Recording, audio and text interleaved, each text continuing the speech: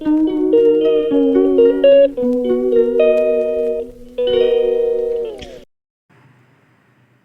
શ્રી કૃષ્ણ બધાને। આજે આપણે બનાવીશું રીંગણનો ઓળો। અને તમે જોઈ શકો છો કે અત્યારે એકદમ શિયાળાની સિઝનની શરૂઆત થઈ ગઈ છે, તો બજારમાં બી સરસ રીંગણ મળે જ છે, આવા મોટા રીંગણ। તો જરૂરથી બધા તમે રીંગણનો ઓળો બનાવવાનો ટ્રાય કરજો અને સરસ બને છે। આ એક હેલ્ધી રેસીપી બને છે અને આની જોડે જો બાજરીનો રોટલો હોય અથવા જુવારનો રોટલો હોય અથવા ભાખરી હોય તો બહુ જ સરસ લાગે છે આ સબ્જી। તો ચાલો આપણે એની સામગ્રી જોઈ લઈએ। તો સૌપ્રથમ પહેલાં મેં મોટા રીંગણ લીધા છે, ત્યાર પછી છે આ લીલી ડુંગળી લીધી છે। આમાં લીલું લસણ હોય છે, પણ અત્યારે લીલું લસણ મળતું નહોતું એટલે મેં ખાલી લીલી ડુંગળી લીધી છે। ત્યાર પછી આ સૂકું લસણ છે, મરચું છે, આદું છે, આ ધાણા છે અને આ ટામેટાં અને આ કાશ્મીરી મરચું છે અને આ બીજા બધા કોરા મસાલા અને તેલ છે।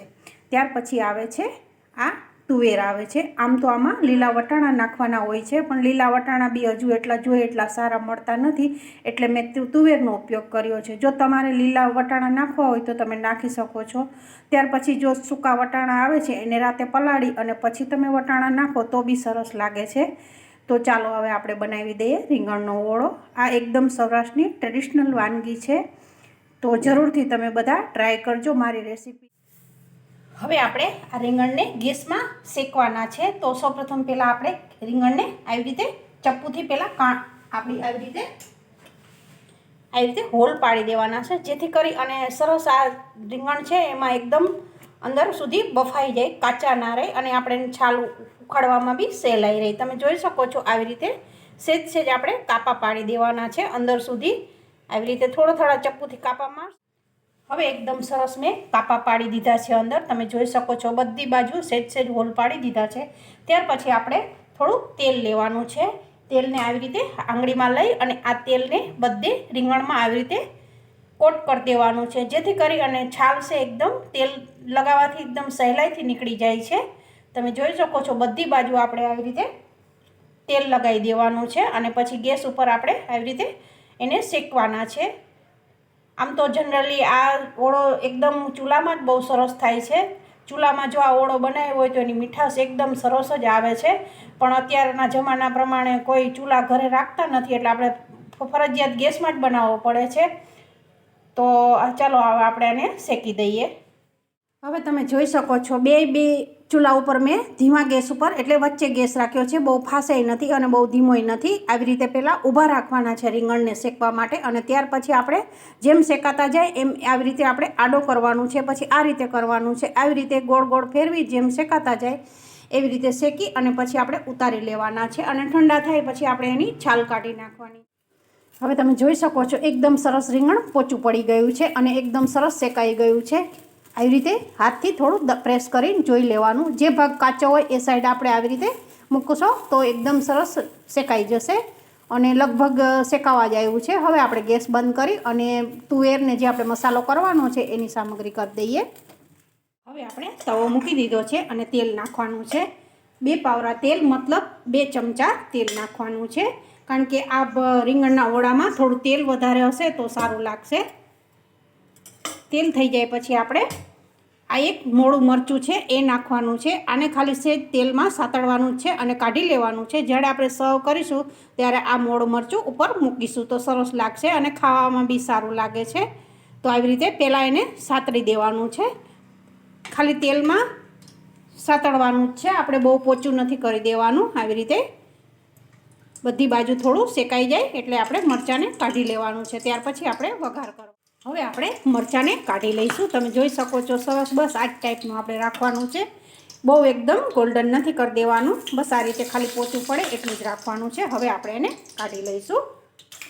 હવે તેલ ગરમ સરસ થઈ ગયું છે, ત્યાર પછી આપણે આ જે મેં મરી છે, લવિંગ છે અને એક તજ છે, જે 3 વસ્તુ ગરમ લીધા છે। આમ તો તમારે નાખવું હોય તો જ નાખી શકો છો, બાકી ઓળામાં સરસ સુગંધ આવે છે ગરમ મસાલાની। ત્યાર પછી આપણે થોડી રાઈ નાખીશું, થોડું જીરું નાખીશું, થોડું આ સતળાઈ જાય બધું પછી આપણે ડુંગળી નાખીશું,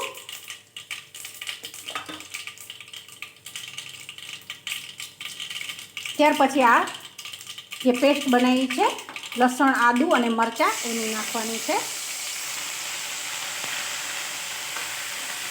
એને 2 મિનિટ એકદમ સરસ આવી રીતે તેલમાં સાતળી દેવાનું છે.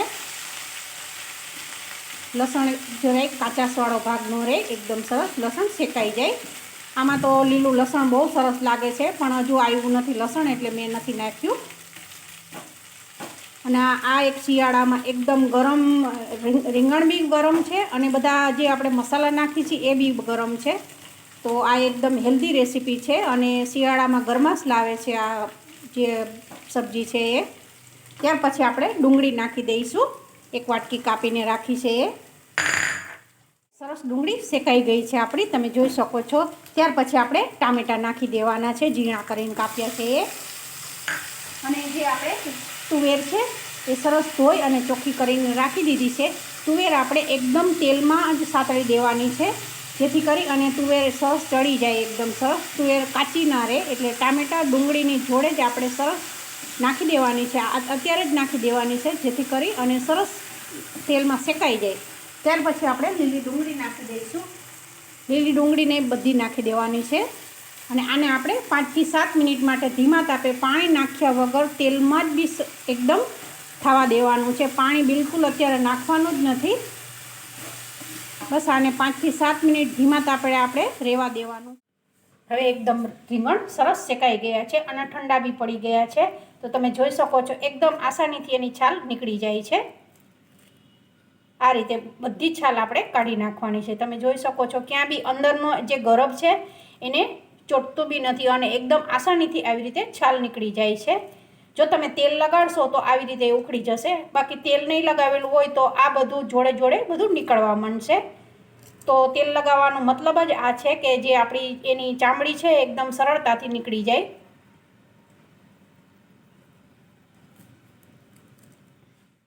હવે મેં એકદમ છાલ કાઢી નાખી છે અને સરસ મેં રીંગણ તૈયાર કરી દીધું છે. ત્યાર પછી આપણે હવે એના કાપા પાડવાના છે. તમે જોઈ શકો છો આવી રીતે કાપા પાડવાના છે અને આને બહુ એકદમ ખાંડણીથી કે એવી રીતે આપણે છૂંદવાનું નથી. જો તમે એવી રીતે જેમ લસણને આપણે ખાંડી છીએ એવી રીતે નહીં કરવાનું, એથી ટેસ્ટ એકદમ બદલાઈ જાય છે રીંગણનો. જો આ રીતે એકદમ આસાનીથી બસ આવી રીતે તમે કરશો અને ધીમા તાપે 2 થી 3 મિનિટ તમે આ મૂકશો મસાલામાં તો સરસ આ બધું મિક્સ થઈ જાય છે. તો આ રીતે જ આપણે કરવાનું છે. અને ઓળો બનાવવાની જે અસલી પદ્ધતિ છે એ આ જ છે કે આવી રીતે ચપ્પુથી જ આવી રીતે કરવાનું છે. તમે જોઈ શકો છો એકદમ આસાનીથી બધું છૂટું પડી જાય છે અને જે એનો મીઠાશ છે એ આમાં રહેશે. બસ આ રીતે આપણે. તો આ છે આપણું સરસ ઓળો તૈયાર થઈ ગયો છે. હવે આપણો મસાલો એકદમ બધું તુવેર શેકાઈ જાય પછી આપણે મસાલો કરી ત્યાર પછી આ નાખી દેવાનું છે. બસ આ રીતે થોડું થોડું આવી રીતે કટકા કરી દેવાના છે. હવે આપણે ચેક કરી દઈએ તુવેર ચડી ગઈ છે કે નહીં ચડી. તમે જોઈ શકો છો એકદમ સરસ તેલ ફૂટવા માંડ્યું છે અને એકદમ સરસ તુવેર એકદમ પોચી પડી ગઈ છે અને સરસ જેવું આપણે મસાલો કરવાનો હતો એ જ મસાલો થઈ ગયો છે. હવે આપણે આ સમયે આપણે જે રીંગણ કાપી અને બાફી સરસ આ શેકીને તૈયાર રાખ્યું છે એ નાખી દેવાનું છે. બસ હવે આને આપણે 2 થી 3 મિનિટ જ રાખવાનું છે. હવે વધારે વાર નથી રાખવાનું, કારણ કે એકદમ સરસ રીંગણને ખાલી આપણે આમાં મિક્સ કરવાનું જ છે. સરસ પોચું પડી જાય, આ મસાલા જોડે બધું મિક્સ થઈ જાય પછી આપણે ગેસ બંધ કરી દેવાનો છે. આવી રીતે બધું મિક્સ કરી દેવાનું છે અને ઢાંકી અને 2 થી 3 મિનિટ માટે જ મૂકવાનું છે. તો આ આપણી સરસ બોળવાની સબ્જી તૈયાર થઈ ગઈ છે. આની સાથે ભાખરી અથવા બાજરીનો રોટલો બહુ સરસ. હવે આપણે આ ભાણું પીસી દીધું છે મેં, તમે જોઈ શકો છો 2 ભાખરી છે, છાશ છે, ગોળ છે અને હવે આપણે આ ઓળો મૂકીશું. આખું ભાણું કમ્પ્લીટ આપણે કાઠિયાવાડી તૈયાર કરવાનું છે. તો તમે જોઈ શકો છો એકદમ સરસ આપણું આ સબ્જી તૈયાર થઈ ગઈ છે, ગરમા ગરમ એકદમ સરસ અને એકદમ હેલ્ધી. જે મારી વિધિ ચેનલની જે શિયાળાની પહેલી રેસીપી છે, તમે જોઈ શકો છો એકદમ સરસ આપણો ઓળો તૈયાર થઈ ગયો છે. હવે આના ઉપર આપણે સર્વ કરીશું, ધાણા નાખીશું.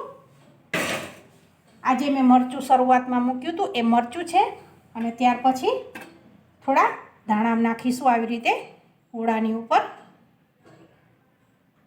તમે જોઈ શકો છો એકદમ સરસ આપણું ટ્રેડિશનલ કાઠિયાવાડી ઓળાની સબ્જી તૈયાર થઈ ગઈ છે. અને ત્યાર પછી આપણે છાશમાં થોડું સંચર પાવડર નાખીશું. આવી રીતે છાશમાં સરસ લાગે છે. ત્યાર પછી આપણે થોડું જીરું પાવડર નાખીશું. અને એકદમ ઠંડી સરસ છાશ છે તો બહુ જ આ સરસ જમવામાં સરસ લાગશે.